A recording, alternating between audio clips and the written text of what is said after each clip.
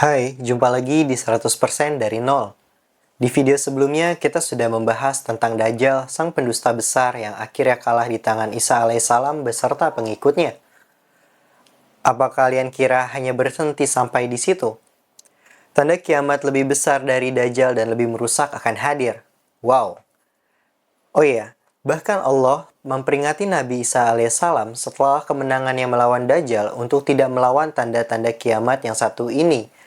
Dikarenakan hanya Allah lah yang sanggup menghilangkan tanda kiamat besar satu ini. Dan pada akhirnya, Nabi Isa alaihissalam beserta pengikutnya bersujud untuk meminta pertolongan akan tanda kiamat besar satu ini. Apakah tanda kiamat tersebut? Kita mulai ceritanya. Kisah ini kita mulai dari zaman seorang raja yang bernama Zulkarnain. Raja Zulkarnain ini adalah raja yang bijaksana dan berwibawa.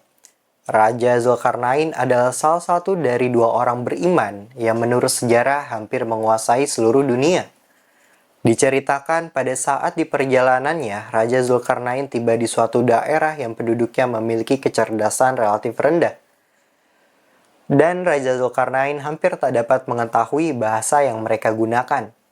Kaum tersebut yang mengetahui bahwa ia adalah Raja Zulkarnain yang memiliki pasukan dan sumber daya yang melimpah, mereka meminta perlindungan dari dua kaum yang selalu mengganggu mereka. Mereka ingin Raja Zulkarnain membuatkan dinding pemisah agar suku barbar tersebut tak mengganggu mereka lagi. Dan mereka rela untuk memberikan apapun untuk Raja Zulkarnain kalau ingin membantu mereka. Ini tertera dalam surat Al-Kahfi ayat 94. Kalian bisa cek isi suratnya. Pada saat itu, dengan kerendahan hatinya, Raja Zulkarnain pun membantu mereka tanpa mengharapkan imbalan sedikit pun asal mereka juga ikut dalam pembangunan tembok tersebut. Raja Zulkarnain melihat dengan jelas kengerian dari kedua suku tersebut. Ia pun berdoa kepada Allah Subhanahu wa Ta'ala untuk melancarkan pembangunan tembok dan menyelamatkan mereka dari kaum-kaum tersebut. Akhirnya, Raja Zulkarnain berhasil membuat tembok dari campuran besi dan lelehan tembaga yang disatukan. Semenjak saat itulah, kedua kaum tersebut tidak mampu keluar dan terjebak dari tembok tersebut. Nabi Muhammad SAW pun pernah menceritakan tentang Zulkarnain dan Ya'juj Ma'juj. Mereka senantiasa menggali untuk keluar dari tembok tersebut sampai malam tiba dan mereka berhasil mengintip keluar. Nabi memberi syarat dengan jempol dan telunjuknya. Sebesar itulah mereka dapat melihat keluar. Lalu salah satu dari mereka berkata, "Kita sudah sedikit lagi, kembali lagi besok." Setelah mereka kembali keesokan harinya, apa yang mereka gali kemarin kembali utuh. Dan mereka mengulangi itu terus-menerus hari demi hari sampai Allah mengizinkan mereka keluar sebagai salah satu tanda kiamat besar yaitu Ya'juj dan Ma'juj. Itulah kisah asal-usul Ya'juj dan Ma'juj. Kita lanjut perjalanan menuju hari penghakiman. Setelah kemenangan kaum muslimin melawan pendusta besar yaitu Dajjal, Nabi Isa kembali memimpin manusia dalam keadaan damai.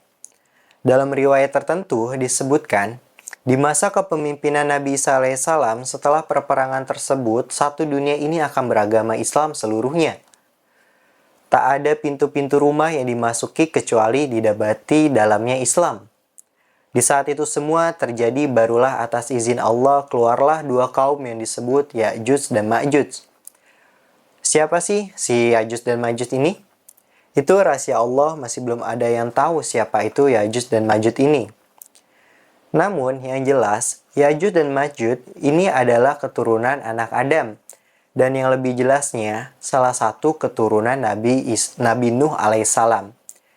Ciri-ciri mereka pernah disebutkan oleh Nabi Muhammad SAW. Rambut mereka keriting, bertubuh tidak begitu tinggi, dan kulit mereka agak kekuning-kuningan. Dan mereka ini pandai sekali bertarung. Setelah kedamaian selama kepemimpinan Nabi Isa alaihissalam, ialah Ya'juj dan Ma'juj ini atas seizin Allah mereka keluar dari gunung-gunung, berbondong-bondong menuju segala arah. Berbeda dengan Dajjal yang tak akan menyakiti siapa saja yang tunduk kepadanya. Ya'juj dan Ma'juj ini tanpa pandang bulu, mau dia kafir atau beriman pasti akan dibunuh. Segala sesuatu yang mereka lewati pasti akan dihancur dan dibinasakan. Binatang pun tak luput dari santapannya. Bahkan dari salah satu riwayat, mereka ketemu ular dan kalajengking mereka memakannya. Sebegitu berbahayanya Yajuj dan Majuj ini. Bukan hanya itu, jumlahnya pun sangat banyak, bahkan lebih banyak dari jumlah manusia yang ada di muka bumi ini. Di beberapa sumber hadis mengatakan bahwa satu dari mereka sudah tahu ajalnya akan tiba kalau sudah melahirkan 999 anak. Jadi bisa dibayangkan berapa banyak Yajuj dan Majuj ini jumlahnya. Karena mereka baru akan mati setelah mereka memiliki anak yang begitu banyak tadi. Dan mereka tahu akan hal tersebut. Saking banyaknya nih, ketika melewati danau yang begitu luas, dan gerombolan yang pertama sampai untuk meminum airnya untuk menghilangkan hausnya. Kemudian tiba giliran selanjutnya. Mereka sudah tidak melihat air tersebut karena sudah kering. Bayangkan, manusia yang sekarang begitu banyaknya saja dan sudah diatur oleh hukum juga norma kemanusiaan saja masih banyak melakukan kerusakan di dunia ini. Nah, Yajuj dan Majuj ini lebih banyak lagi dan kerusakan yang ditimbulkan akan lebih dahsyat lagi dan mereka tak memandang norma kemanusiaan maupun hukum. Pokoknya hukum bagi mereka itu siapa-siapa saja yang bukan dari keturunan kaum dua suku tersebut akan dihancurkan. Entah berapa lama mereka dapat menguasai dunia ini, namun pada akhirnya memang mereka berhasil menguasai dunia ini. Wallahu a'lam. Setelah satu dunia ini dikuasai oleh Yajuj dan Majuj, mereka sudah menghancurkan seluruh penduduk bumi yang ada. Mereka melepaskan anak-anak panah mereka ke langit. Dan atas izin Allah, anak-anak panah tersebut kembali ke tanah dalam keadaan berlumuran darah. Dan menurut riwayat Bukhari, mereka pun berkata, "Kami sudah menang dengan yang di bumi maupun yang di langit." Dan seketika mereka merayakan kemenangan mereka tersebut. Nabi Isa alaihissalam dan pengikutnya yang sebelumnya sudah diberi wahyu oleh Allah Subhanahu wa Ta'ala untuk bersembunyi di gunung, lalu berdoa kepada Allah Subhanahu wa Ta'ala untuk mematikan Yajuj dan Majuj ini. Karena mereka ini sangat banyak. Satu dunia dipenuhi oleh Yajuj dan Majuj dan mungkin hanya sisa pengikut Nabi Isa alaihissalam. Wallahu alam. Lalu mereka melakukan sholat siang dan malam selama beberapa waktu dan akhirnya Allah mengabulkannya. Mengabulkannya untuk membinasakan para Yajuj dan Majuj ini. Akhirnya Allah Subhanahu wa Ta'ala mengirimkan penyakit berupa hama. Bisa disebut ulat. Hama tersebut menggerogoti leher mereka dan mereka semua serentak mati.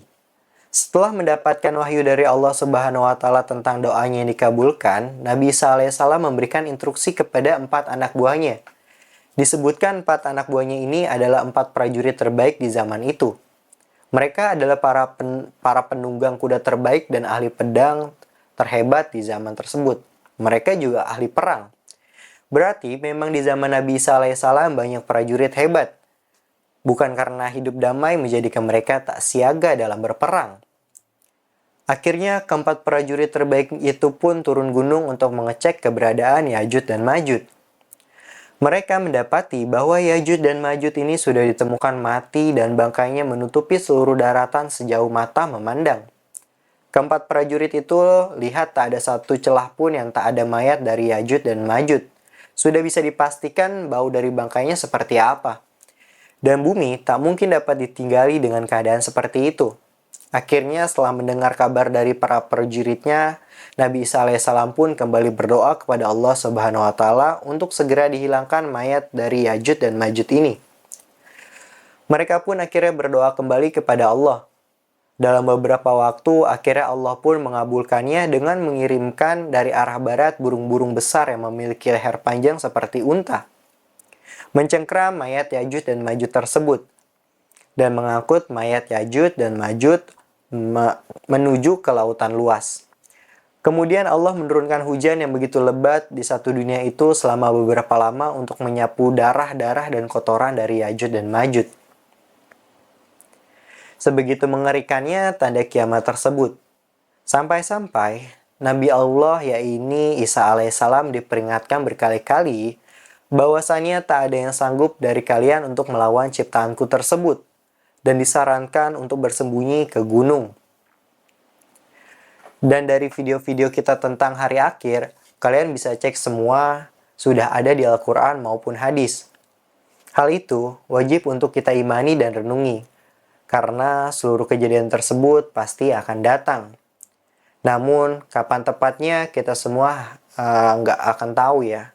Hanya Allah Subhanahu wa Ta'ala yang tahu kapan datangnya hari akhir tersebut. Kalau kalian suka tentang video-video seperti ini, gue akan bahas sampai episode final atau chapter 4-nya. Kalian bisa komen di bawah untuk support kita semua agar semangat mencari tahu apa-apa yang belum kita ketahui. Oke, thank you. See ya.